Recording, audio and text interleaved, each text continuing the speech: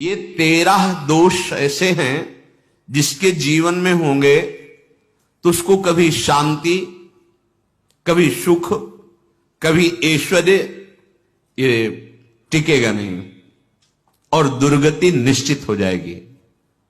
बहुत ध्यान से सुने। एक श्लोक में 6 दोष और दूसरे श्लोक में 7 दोष। उपासक को कभी इन दोषों को अपने अंदर टिकने नहीं देना चाहिए। और जो संसार के मार्ग में चल रहे अगर इन दोषों में चलेंगे तो हुआ जो आपके पुण्य कर्मों से ऐश्वर्य है भी वो नष्ट हो जाएगा। आप दुख, चिंता, शोक से ग्रसित होकर बड़ा दुख में जीवन व्यतीत करेंगे और आपकी गति बिगड़ जाएगी, दुर्गति हो जाएगी। विकत्थनः स्पृहायुर्मनस्वी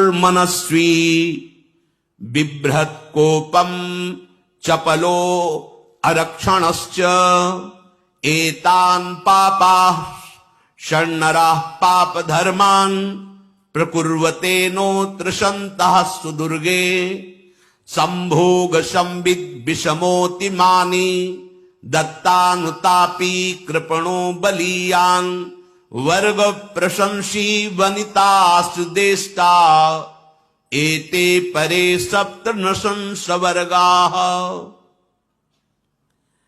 जो अपने मुख से अपनी बड़ाई प्रशंसा करता है, ये 13 लिख लो दिमाग में, डायरी में, क्योंकि ये नोट हो रहा है, आवाज डाली जाएगी, आप बार बार सुन, इनसे बचिए। अपनी बड़ाई, अपनी प्रशंसा कभी अपने मुख से नहीं करना, नहीं तो आपके पुण्य नष्ट हो जाएंगे, बुद्धि भ्रष्ट माने गिर जाएगी। अगर परमार्थ में चल रहे तो भी, और व्यवहार में तो पुण्य नष्ट हो ही जाएंगे। बुद्धि गिरी हुई तभी ऐसी बात होती है। और यह दोष बहुतायत है, ये बहुत प्रभावशाली है। अपनी बड़ाई मारना, इसको देख लो, पकड़ो, सत्संग है। अपने मुख से कभी अपनी बड़ाई ना करना। अगर कोई अपने मुख से अपनी बड़ाई करता है तो उसके सुकृत नष्ट हो जाते हैं, बुद्धि भ्रष्ट माने गिर जाती, पतित हो जाती है, फिर निर्णय ठीक नहीं। अगर हमारा सारथी, हमारा ड्राइवर मूढ़ हो तो कहीं भी हमको गिरा देगा, तो वो बुद्धि भ्रष्ट मतलब गिर जाती है, निर्णय करने लायक नहीं रहती। अपनी प्रशंसा अपने मुख से करना। दूसरा, लोलुपता, ये वृत्ति नहीं होनी चाहिए। धर्म से चलेंगे, धर्म के द्वारा जो हमें प्राप्त होगा उसी से हम अपना भरण पोषण करेंगे। आपके बच्चे स्वस्थ होंगे, बुद्धिमान होंगे, परिवार में बहुत सुख और शांति होगी। भले दीपक की तरह जलो, बहुत काल तक रहेगी। लक्ष्मी जी भी आपके घर में बहुत काल, हम ये नहीं कहते कि बहुत नहीं, जितनी है बहुत सुख शांति से चलोगे।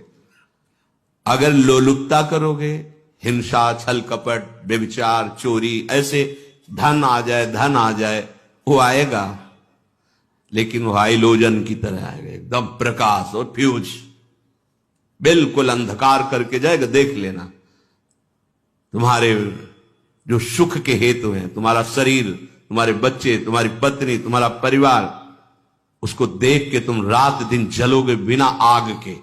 ऐसे उनके आचरण होंगे, ऐसे उनके अंग होंगे, ऐसे उनके दिमाग होंगे, ऐसा उनका व्यवहार होगा। ये लोलुपता अगर उपासक में या किसी में है तो उसको नष्ट कर देती है। सावधान। तीसरा, यदि आपका अपमान होता है तो आपको उसे सहन करना होगा, उससे आपके पाप नष्ट हो जाएंगे।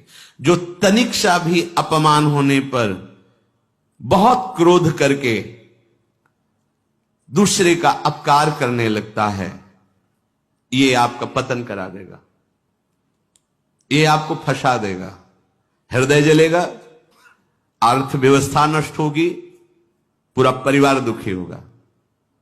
जरा सा अपमान की संभावना में आप किसी से भी भिड़ गए, किसी से भी, वो ये प्रवृत्ति आपका पतन कर देगी। उपासक में तो अपमान सहना अमृत है, नीचा अपमानम सुधा, पर व्यवहार में भी ज्यादा उत्तेजित मत होइएगा।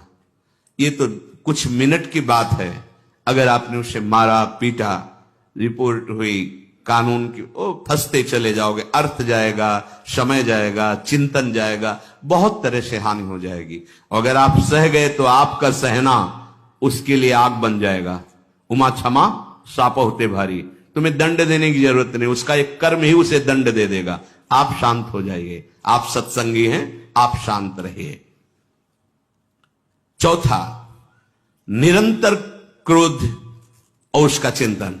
बैठे बैठे बस द्वेषियों का चिंतन ही हो रहा है, अंदर क्रोध का चिंतन और द्वेषियों का चिंतन ही हो रहा है।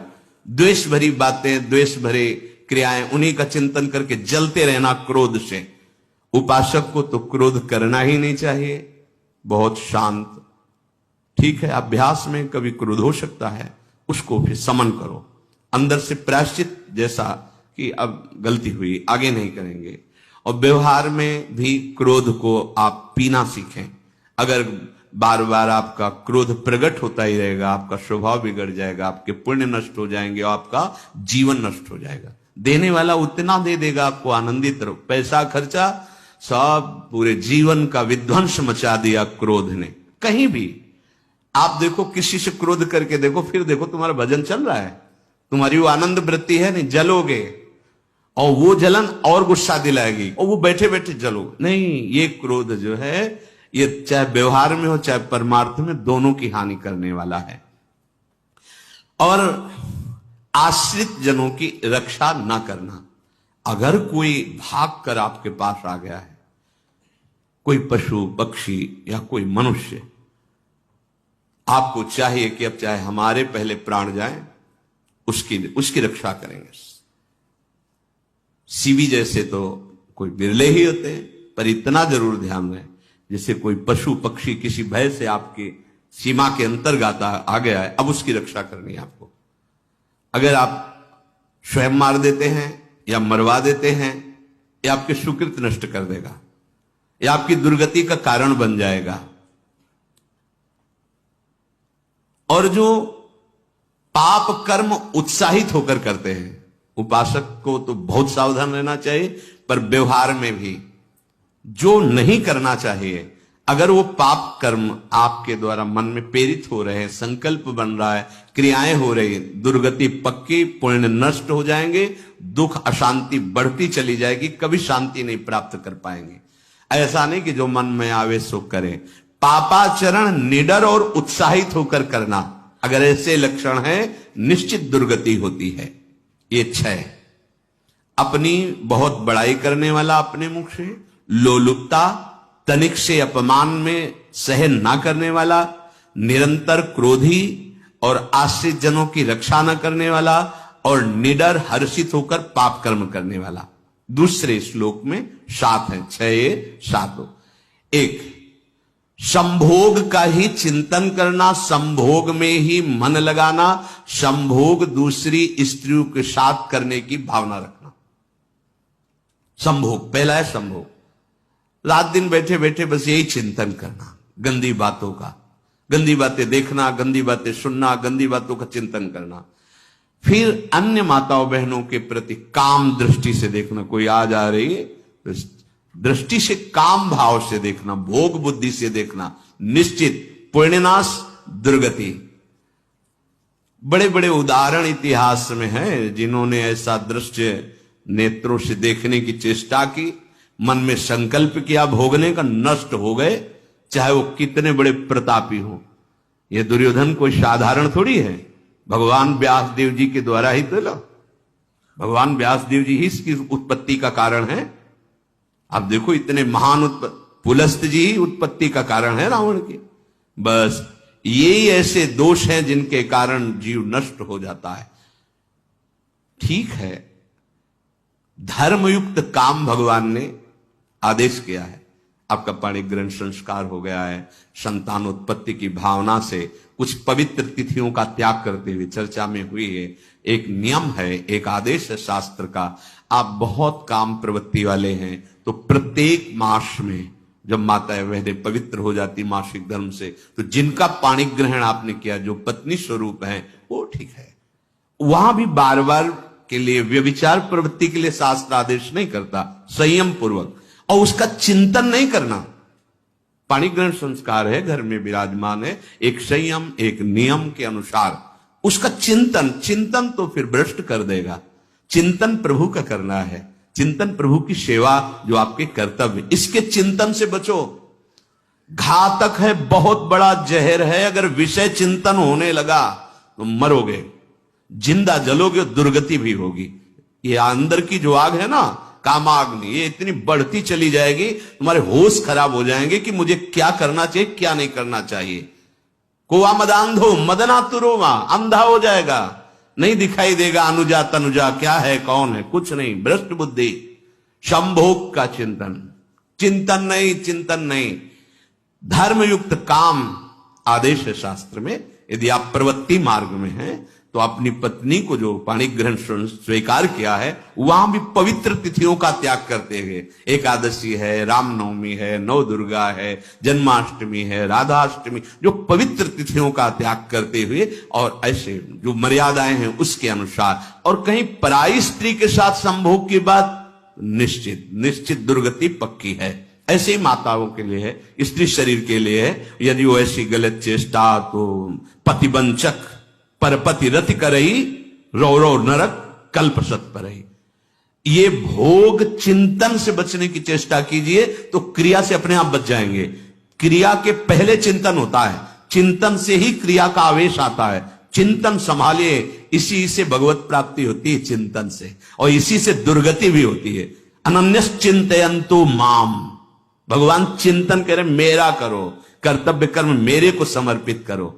अब जब चिंतन संभोग का होगा तो बुद्धि भ्रष्ट हो जाएगी। ये जो राक्षसी प्रवृत्तियां सुनने को मिलती है ना कि ऐसा हुआ ऐसा हुआ, वो देखा सुना और चिंतन किए, अब इतनी राक्षसी वृत्ति आ गई कि बस अब उनमें और राक्षसों में कोई अंतर नहीं रह गया। दूसरा, विषमता रखने वाला, सबके साथ बर्ताव ऐसा कि मैं बहुत श्रेष्ठ हूं और दूसरे सब नहीं, ऐसा व्यवहार नहीं। सब भगवत स्वरूप है, समान व्यवहार। जैसे आपके भोजन है तो जो आप पा रहे हो वही सबको दीजिए, बैठने की व्यवस्था, उठने की व्यवस्था, क्रम बाई क्रम, पर उसको भी नीच भाव से मत देखिए। उस कोटि का उसको प्यार दीजिए, दुलार दीजिए, सम्मान दीजिए।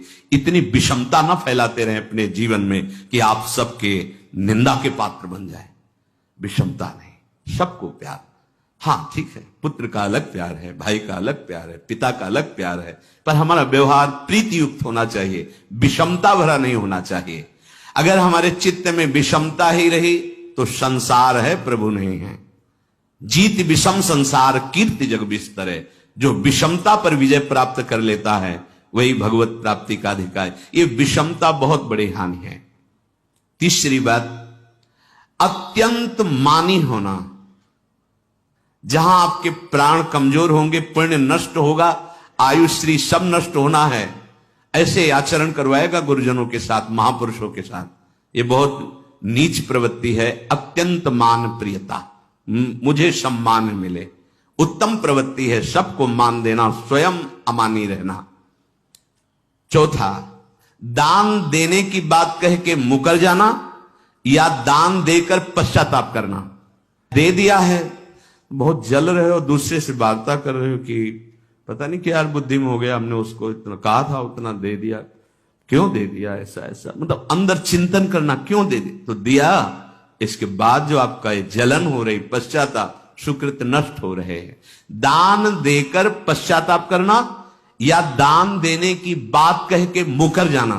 जैसे आपने कह दिया आपको इतना इतना ऐसा, अब आप मुकर गए, ब्याज सहित तुम्हें देना होगा, ये तुम्हारी दुर्गति का कारण बन जाएगा। ऐसे ही नहीं बोलना चाहिए, बहुत होश से। वाणी एक अमोल है, जो कोई बोले जान, ये तराजू तौल के तब मुख बाहर आन। पांचवा, अत्यंत कृपण होना। ना परिवार को सुखी कर पा रहा, ना अपने को सुखी कर पा रहा है। एक एक सिक्का बैंक में जो मर गया। धन की वास्तविक गति यही है कि अपने परिवार को खूब उसकी अनुकूलता प्रदान करो, उसमें से कुछ हिस्सा किसी ऐसे को जिससे तुम्हें बदले में कुछ लेने की भावना ना हो।